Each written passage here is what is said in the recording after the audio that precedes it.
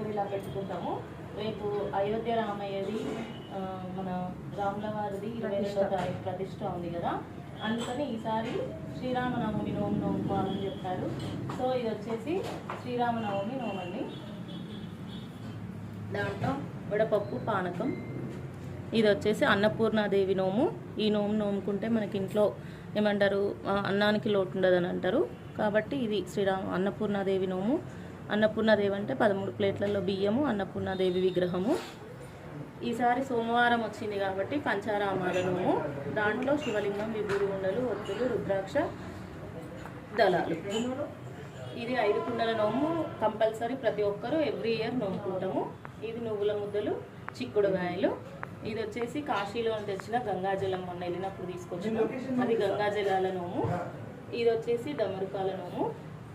ఇది వచ్చేసి వడ్ల గుమ్మల నోము, పసుపు కుంకుమ నోము. ఇది వచ్చేసి గాజుల నోము. ఇది పాలధార పంచదార నోము. మా చెల్లికి మా మర్దికి ఇవ్వడానికి.